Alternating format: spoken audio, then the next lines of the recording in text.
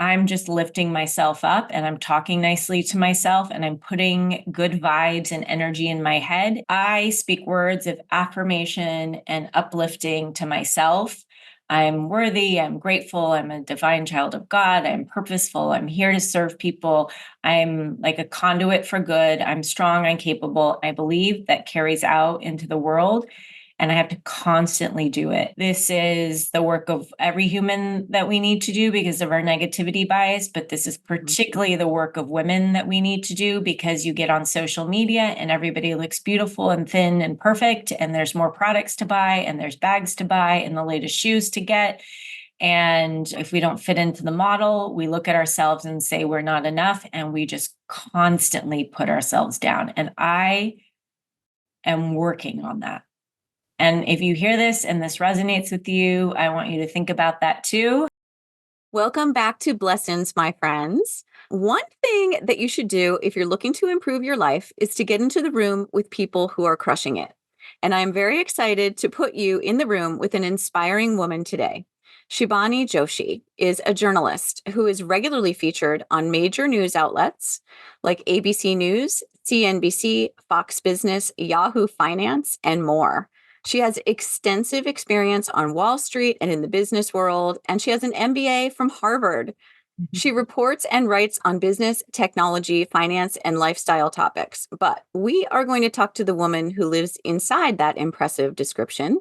We're going to meet the girl who grew up in a place where her culture was unique. We'll meet the strong, divorced woman who defied tradition to follow her inner voice. And we'll meet the single mom who strives for what she calls balanced excellence. She's empowering others and showing us with her bold life how great things can be when you choose yourself. Welcome, Shibani. Hi, that was beautiful. Thank you so much. Thank you. All right, I'm going to begin with a bit of a deep question. What kind of gifts do you bring to the world? It's a deep question to be put on the spot for, but I love it because I think your instinct is the best guide and gauge and answer that we have.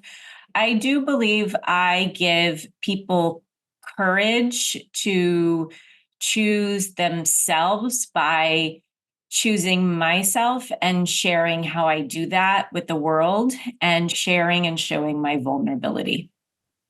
And I do that in my writing. I do that in how I live and I express myself. I am someone who is not afraid to admit when I make mistakes, share when I'm struggling, that I don't have it all figured out. And then when I let someone in on that, it's almost like they breathe a sigh of relief and they feel, me too. I'm glad I'm not the only one. And it is that feeling of I'm not alone, I'm not the only one, that I love, that I am inspired to and inspired by in all the work that I do. Beautiful. That's the whole essence of why I am doing this podcast. So No, I know. Yeah. And you bring that for all of us when we listen to you, for sure. thank you. Thank you for that. Wow, great answer. All right. So can you just take us a little bit through your life? Where were you born? So I was born in Oklahoma City, Oklahoma. That's interesting. Yeah. I have a little bit of experience with Oklahoma because my grandmother lived there for a long time. She lived Oh, with where? one of Yeah. my aunts, and I don't remember where exactly she lived, but Okay.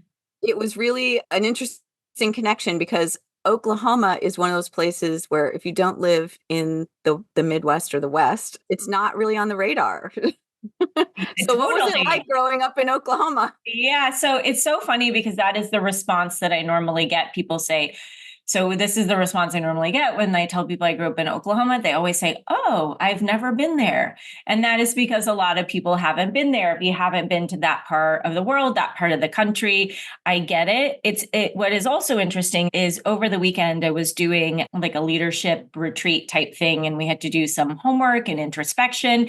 And it was asking about your childhood. And the question was like, what is one thing that you, or a few things that you appreciate about your childhood? And I actually wrote that I'm really grateful that I grew up where I did. And I couldn't see it at the time. But I see it and I feel it now. My parents still live there. We still have a community and a lot of the same people that I grew up with. People are nice there. There is a sense of community and kindness that I just feel like is so rare and so special in today's times. My parents' neighbors, I stop by and say hi to them when I go home to see them. They look out, the neighbors on the block, they look out after each other's houses. They'll bring each other's garbage cans to the street. You don't even have to ask. It's that sort of community block party aspect. But I remember when I first started working on TV at Fox, like my fifth grade teacher sent me a DM in Facebook. I can't believe I just saw you on TV. And my French teacher in seventh grade reached out to me and just said, I'm so proud of you. And I just feel so grateful for having grown up in a really in a simple time, in a simple place. It wasn't always easy, and there was definitely pros and cons. And it was the cons and the steadiness and the simplicity that pushed me to go to New York and live the life that I did. But I always felt safe. I do feel like I have a home there, and I have not lived there for 20 something years, but it's still my home. And that's special. It is special. I love that. The idea of safety and security and people looking out for one another is a really beautiful thing to have grown up with. But you just mentioned there were some cons, some things Yeah. that kind of drove you to leave the area. So could you tell us a story? Yeah. So my parents immigrated from India, and my dad, people always ask me that another follow up question is like, how'd you end up in Oklahoma? My dad grew up in India, lived in India. I wanted to study and get his master's in the United States. And they are just middle class Indian people where affording college tuition in the United States was considered elitist and a luxury. So he applied to the programs that supported whatever degree he wanted. And he had a choice, I think, somewhere in Iowa or Tulsa University. And he just picked, he didn't know anything. He just looked at a map and said, it's in the middle. I'll take Tulsa. And he went to Tulsa. And it's funny because my 11-year-old son just did an immigration project on him and talked about like he couldn't find a place to live because of the color of his skin. And there was definitely the tail end of segregation starting to happen and things like that. And that was the vibe and the times that they were living in. And he experienced racism for sure. And also culturalism in terms of being so foreign, like there was no point of reference or context on. Now everybody knows, maybe you've seen a Bollywood movie, who Priyanka Chopra is. We've got the internet. We've got some cultural exchange on lots of different levels. At that point in time, he was the only maybe Indian person anyone had ever met, much less somebody from a different country. And that was my experience too. Growing up, he eventually took a job in Oklahoma City. There wasn't a big community of people who were immigrants, much less of different racial and ethnic backgrounds. I think it had its pros and cons in that my parents were very much around and about assimilate, immerse yourself. We want you doing soccer and all this stuff and being successful here. So if that means for me as a firstborn girl, where traditionally in India, I might not have been pushed to change a tire or be independent and play soccer, I was doing all of those things like a boy, for lack of a better word, and pushed to be really independent. So I liked that. And I really struggled with how to live and embody my culture. My mom wore a sari until I was in eighth grade, and wore a bindi, the kind of circle thing on the forehead. And we ate Indian food every day, and it was like little India inside my house. And I would be embarrassed. I would be embarrassed. I told my mom not to come to meet me outside. My house smelled differently. The food that we ate was differently. And I'll tell you a funny story. Like my siblings and I have a younger brother and younger sister. Like, we were so desperate to be American, try American things, whether it was like the jeans and the shoes. And my parents just didn't understand not buying shoes at Payless or Walmart or whatever. They just never got that. And so it was like this huge plea. But like, my mom is vegetarian. We didn't have meat in my house. And like, we were so desperate. Like, we wanted to try Hamburger Helper. That was like this big thing in the 80s. Like, it was on the TV. And we were just like, gosh, we really want to try it. So I went it to the grocery store and I got it. And then I like opened it up and cooked it. And then I realized, because I guess it has beef in it, or it looked like it had like beef and macaroni or something like that. I thought it was like, oh, we'll try this or whatever, but it just was a box of macaroni. And you had to buy the stuff. Yeah, you have to add the beef. And we were just like, what the heck? What is this? And so it was that just craving and longing for belonging that I think everybody feels. I think everybody feels that. I think there's different degrees of it and different degrees of hardship because of society and socioeconomic reasons and race and culture and all of these things that make it even more exacerbated. But really, I just had this striving to belong, and that sent me, I think, on a search for where is it do I belong? Where do I belong? What does belonging mean? And I think I don't have the answer for that except for you create it. And I So think that it took me a really long time to figure that out. But I thought it was that I had to go to New York or maybe be around people who were super ambitious or maybe be around cosmopolitan people or multiracial people or people of my background. I thought it was like finding the right perfect group of people, but that doesn't exist. And we all have differences. And it really is about creating that within yourself and being comfy inside this body, this shell, this mind, this everything. And then I think intrinsically and naturally, community is built. And you have to try, but it starts within you. So you went on a quest. Yeah. I Yeah. did. I first moved to New York. I thought that the answer was my career and Wall Street and being around really ambitious, intelligent people. I did that for a few years. And then I was like, I'm sitting 100 hours a week in an office building in Manhattan, and I don't love what I do. And then I spent about 6 months traveling around the world. I went all across Asia by myself, ended up in India for a number of months, and thought that I would find myself there. And I didn't. I felt lonely and alone in a different way, but I felt more culturally connected and I felt more personally and individually connected with myself. And then I came back to New York and got on this path where I felt like, okay, I'm interested in business, I'm interested in media, maybe I'll merge the two. And that's where I started to get more into financial media. And I was working at CNN. I went to business school. Then I came back and I worked at Disney ABC and then in the news department, actually on the business side.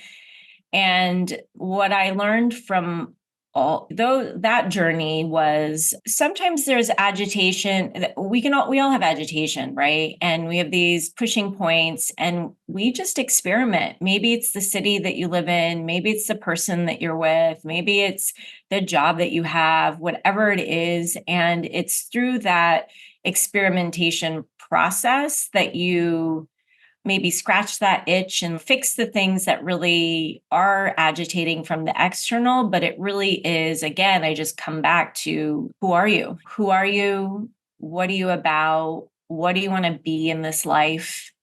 And what are you here for? Mhm. And you don't have to figure that all in one day. I think that's what life is about. Yeah. I think It's it's a series of steps to reveal that. absolutely. I think that a lot of us can relate to that idea of going on a quest of sorts. And it's Mhm. not always a physical journey for everyone, but I can relate to that deeply. My mother was an immigrant from England.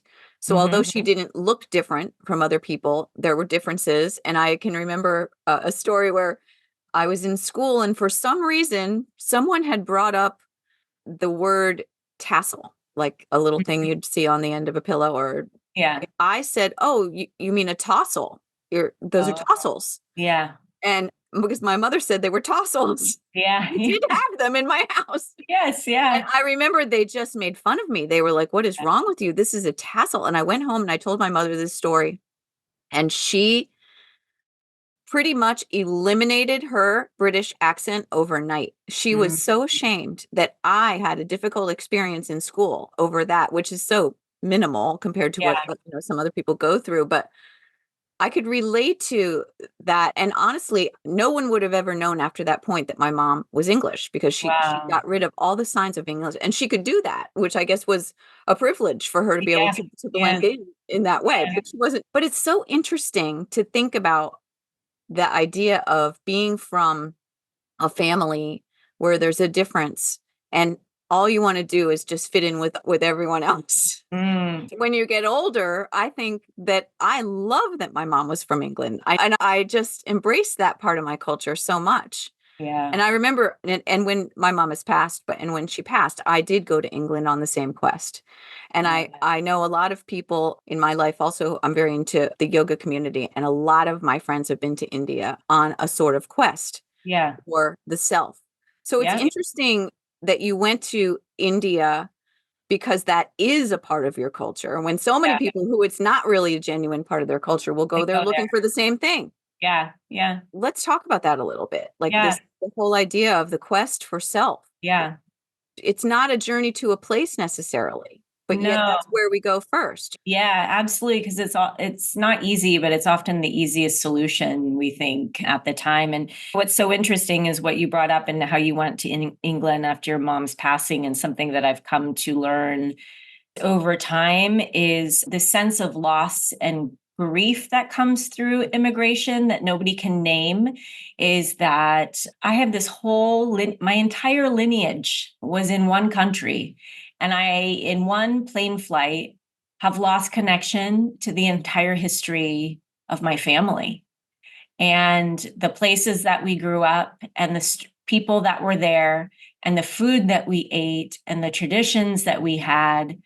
And I don't think that we know enough about that because it started really in the late 1960s that the immigration policy changed, and that was due actually to the civil rights movement, that countries with people that were essentially non-white from outside of European countries were allowed to immigrate to the United States.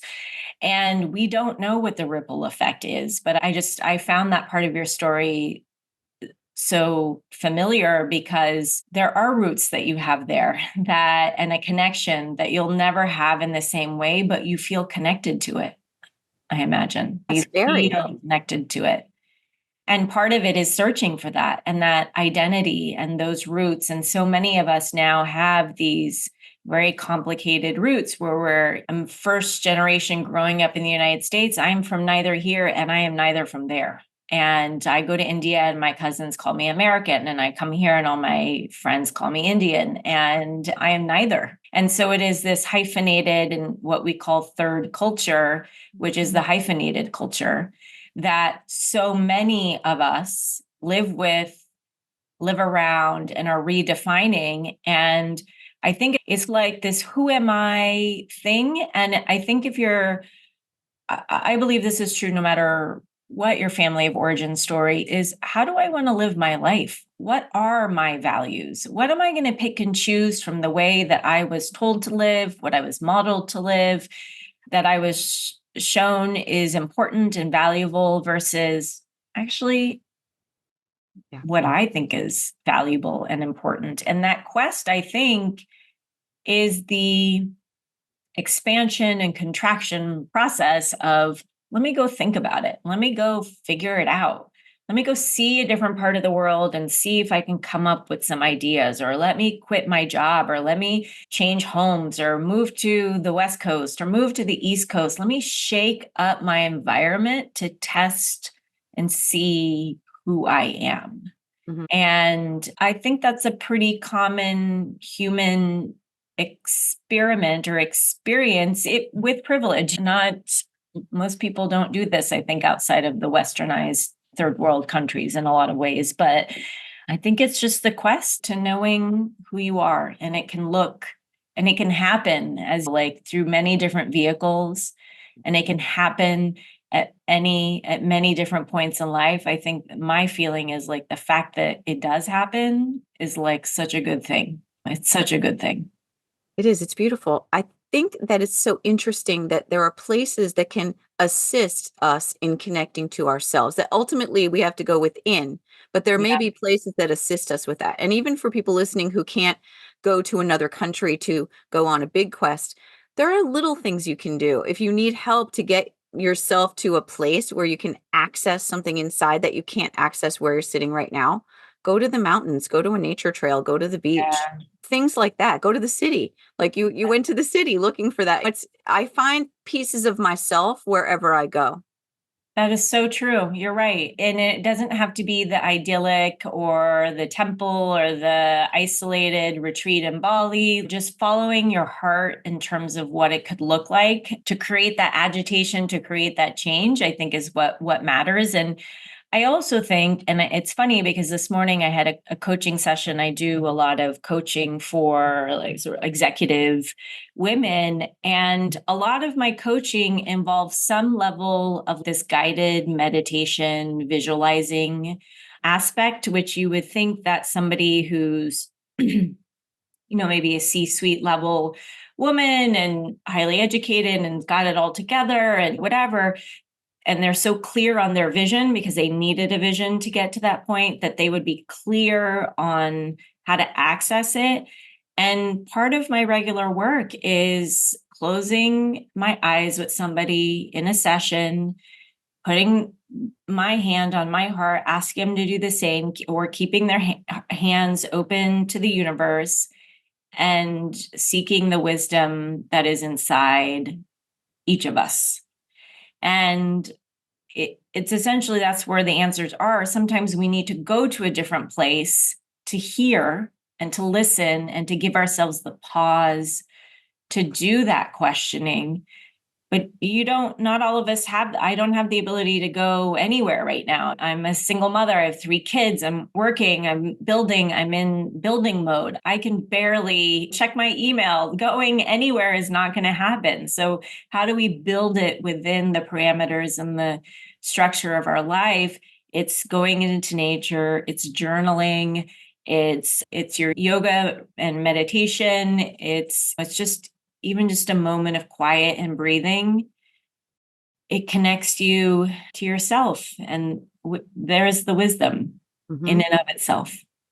And I know these things too. Yeah. Absolutely. No, you're speaking my language for sure. I think that leads me into, I think, a really important topic and something that's been a part of your life and a part of my life.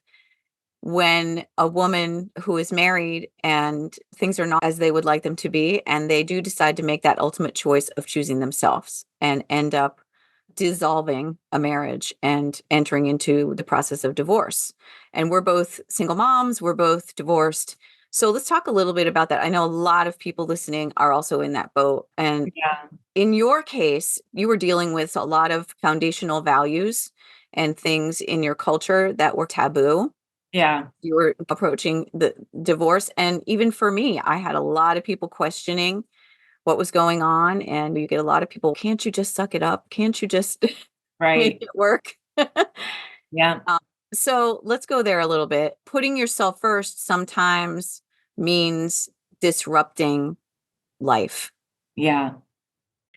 It's interesting because in the wake of my divorce and writing my piece in Elle, I just feel like people come out of the woodworks a lot more, probably to you as well, Mitzi, and certainly to me. And they're feeling they share that they're struggling in their marriage, and I actually feel like that's pretty normal. I think if you're not struggling, it's abnormal. I feel like most people are struggling in their marriage, and I think that's one thing we have to that's the false perception that doesn't show up in the Disney stories is there is no happily ever after. There's work and ups and downs and cycles and all of these things. Divorce does not have a positive rap in our society. And I don't think anybody, I had two people in my life that I remember and expressing that I was divorced. They said, congratulations. And I was like, what? And they were like, because it took a lot to get there. I've had enough divorced people in my life to know that. And I thought, wow, it's really true, because for someone to choose divorce, it's not the choice of happy marriage and a bad marriage. It is bad and worse. And that's why I believe that somebody chooses divorce. Is it's hard or harder. It's not good or bad. It's hard or harder.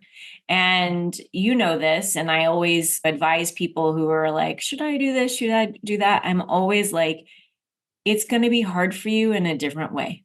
You have to be financially responsible for yourself. You have to do all the heavy lifting. You have to be your own support. You don't have anybody backing you up. In my case, I'm like outnumbered. That dynamic of being outnumbered, which you end up being if you have more than one child, is real. And it's a choice between hard and harder, and only whether or not that's worth it to you. And another piece of advice I just give to people out there, and was given to me, is we each have our own journey and our process with coming to this decision.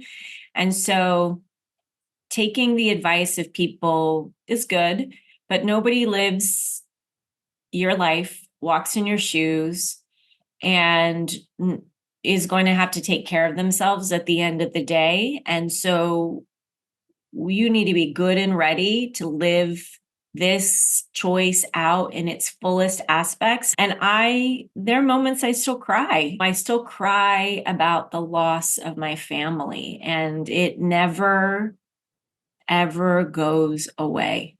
It becomes, maybe I don't think about it as much, or I don't feel it as much, but birthdays bring it up for me.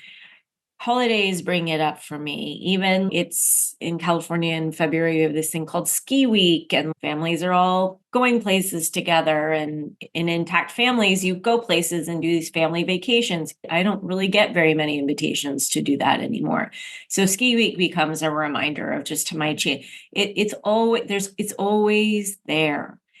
And so getting good and ready for that lifelong consequence and ripple effect of divorce is something you should be good and ready for, and really feel that you have the strength, you have the game plan, you have the ability to take on that Herculean work. It's not for everybody. And that doesn't mean that it's right or wrong. It's just, it's real and it's hard.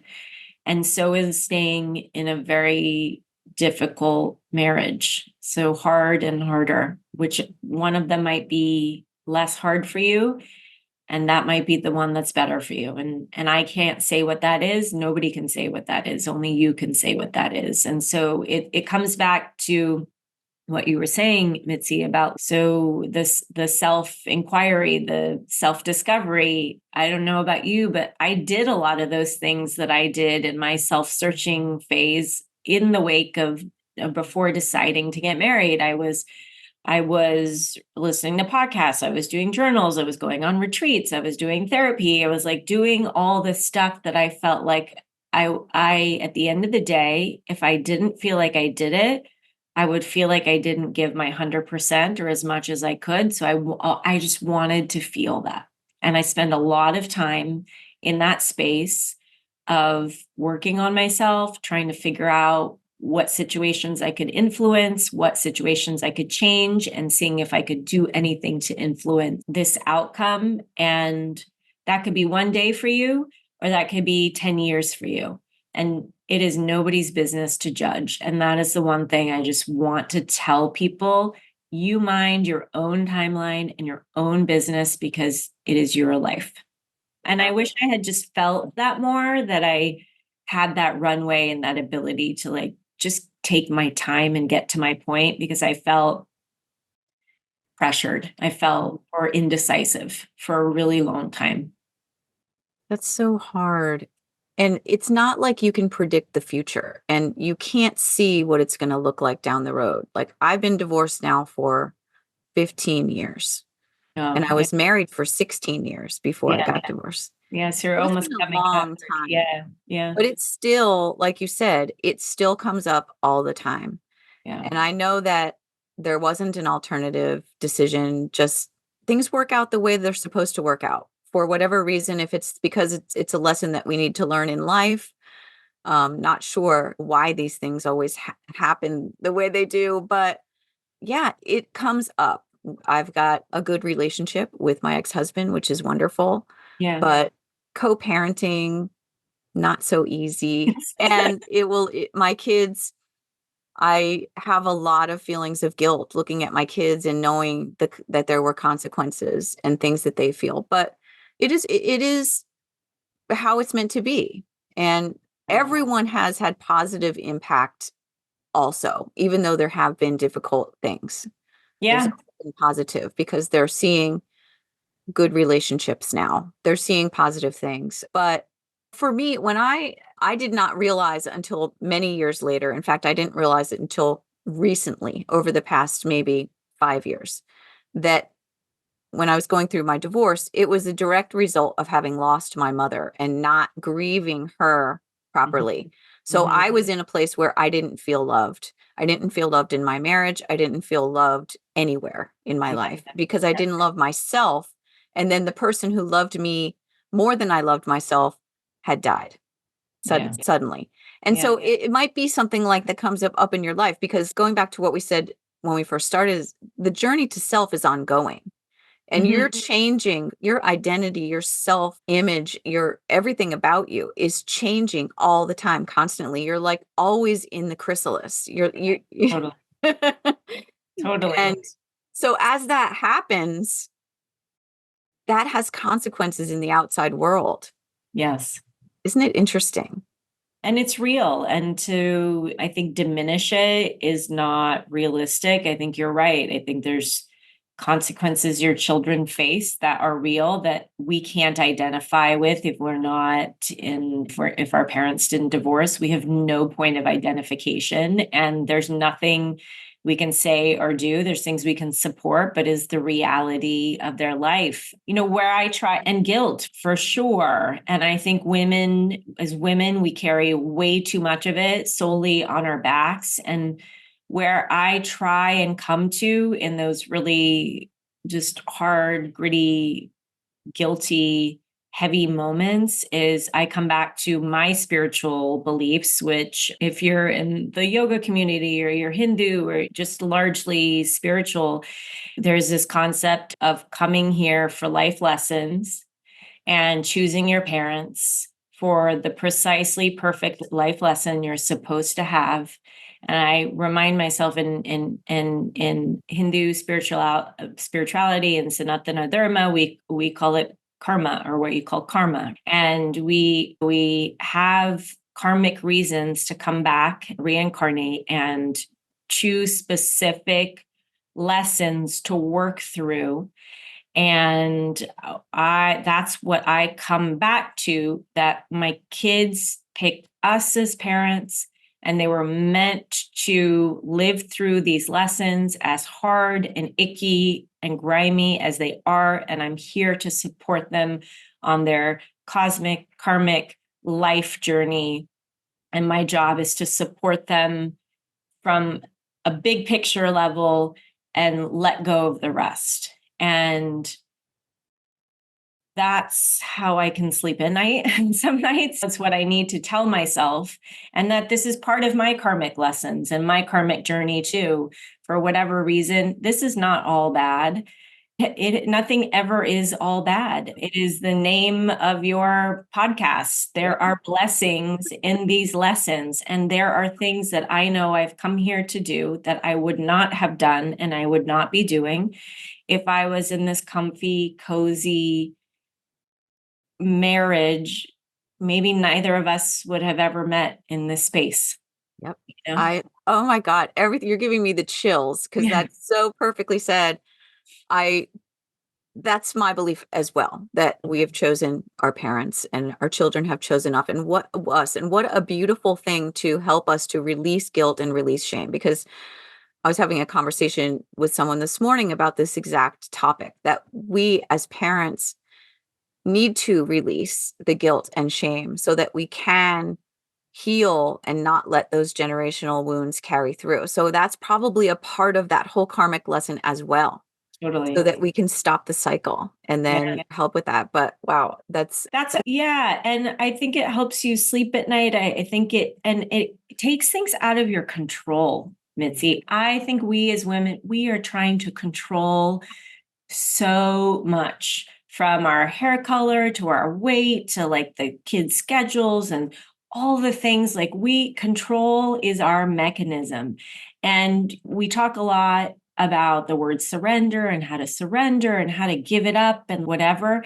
And to me, that is the logic and the pathway to surrender, is like, this is not all about me. Not everything is under my control. Maybe there are lessons here and there's a reason everybody is going through this and I can't even see it. And one of the things is my writing career and a book that I want to write, and this whole other chapter of my life that I know would have never happened had this collision in my life happened.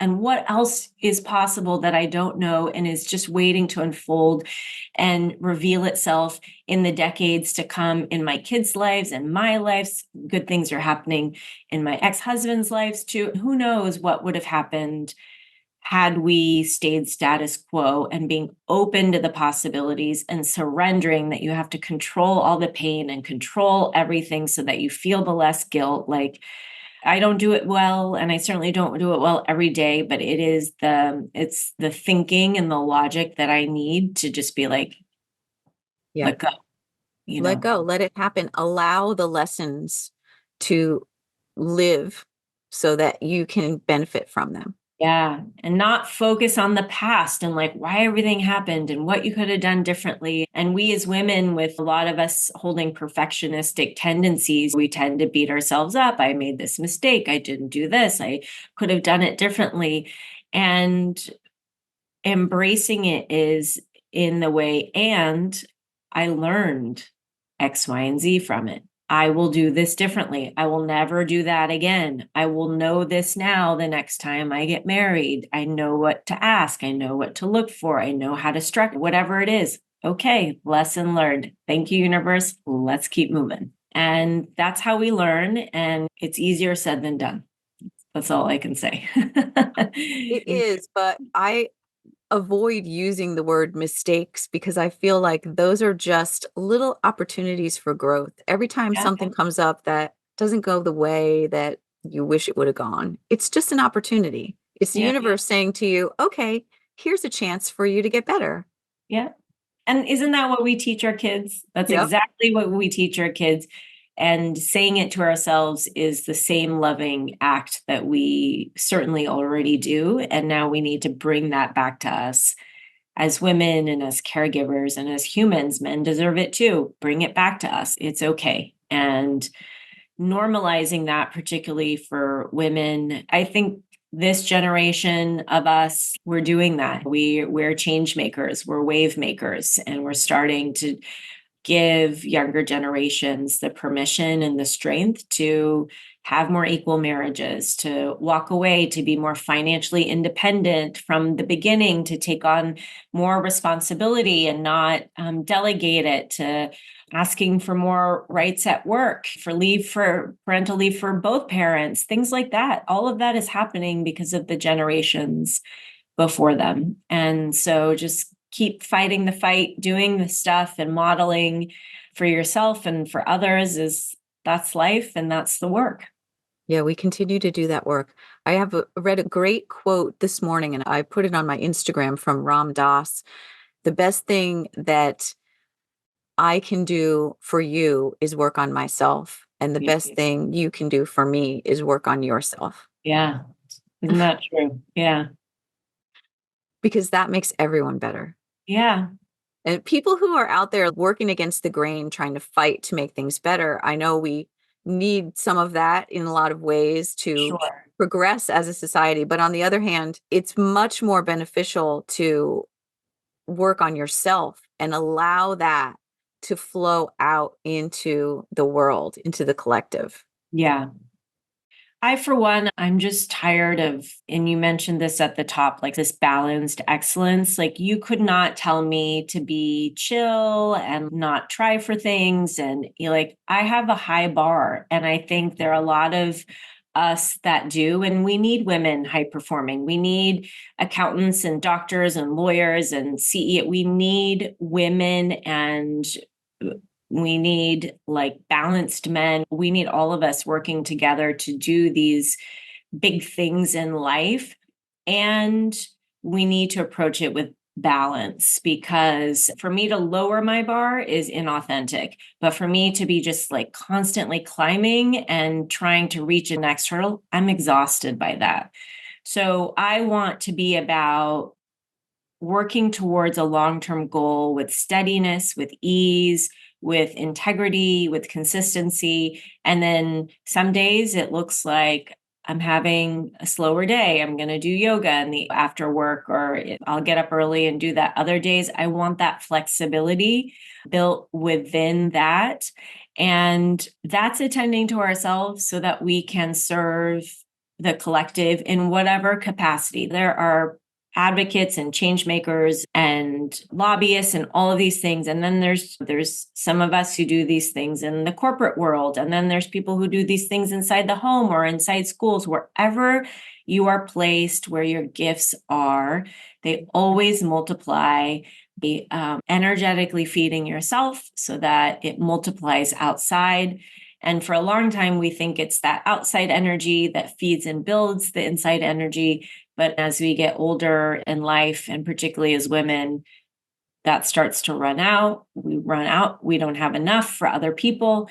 And we have to put up boundaries, and we have to, and that was actually, I had a coaching session today, in this like heart work that we did. We also came up with the biggest challenge was work-life balance. And we talked about how this executive was going to start carving out goals around self-care and socializing and what that looks like, and putting that into action and building that into her life so that she could go out and do like really incredible things in this world.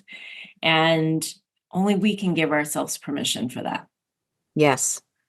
Yeah, it's cliche, but I think cliches exist for a reason. You can't pour from an empty cup. That's right. Wow. What would you say are the biggest lessons that you've learned in your life? I believe I can do anything. Mm, I believe, and I have tears in my eyes because I thought I would cognitively try and make myself think that, but I feel it from my heart space. I can do whatever I can do. I can do it. And it's not run this, do this. It is that I believe in myself, that whatever my heart calls for, I am capable, I'm strong, I'm worthy enough to do it.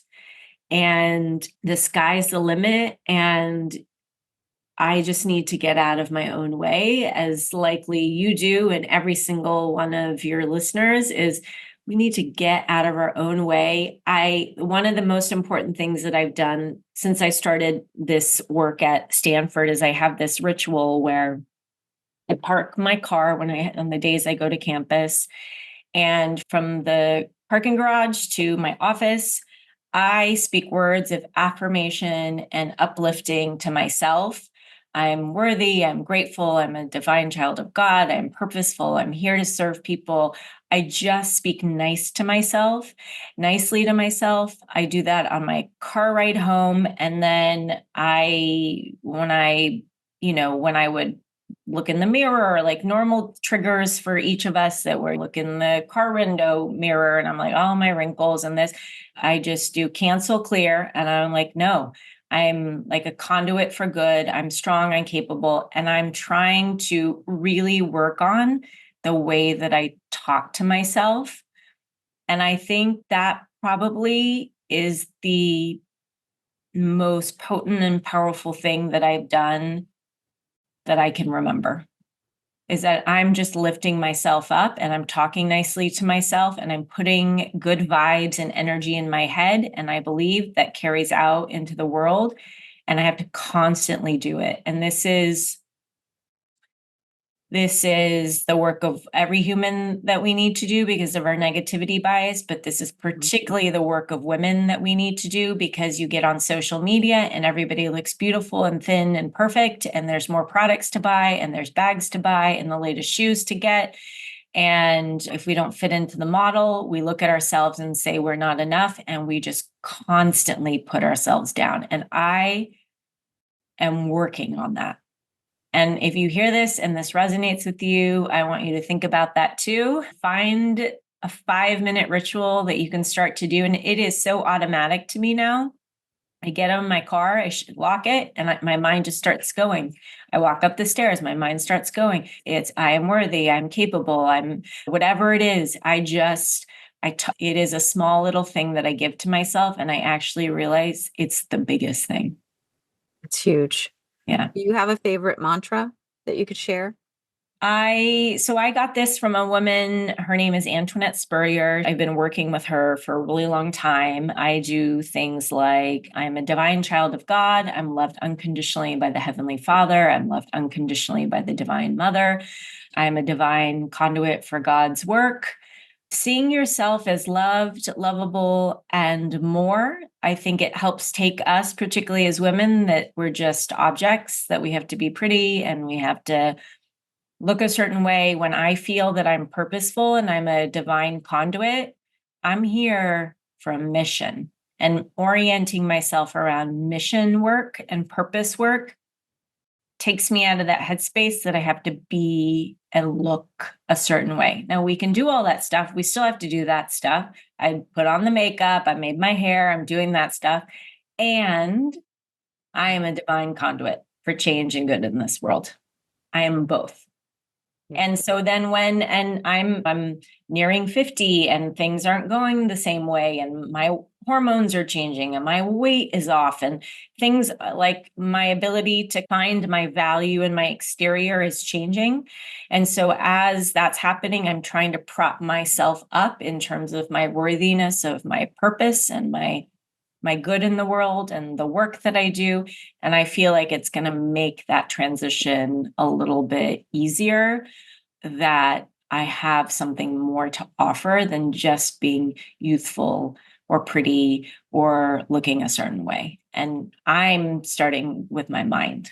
It's all in the mind. Yeah. All in the mind. I can relate. Yeah. Beautiful. And what about your blessings? What are you the most grateful for? I would say my kids just popped up into my head. They are the greatest agitators for change and progress I think we have, and the biggest source of doing better that I have too. I want to do right by them, and I want to do better for them every day. That's so beautiful.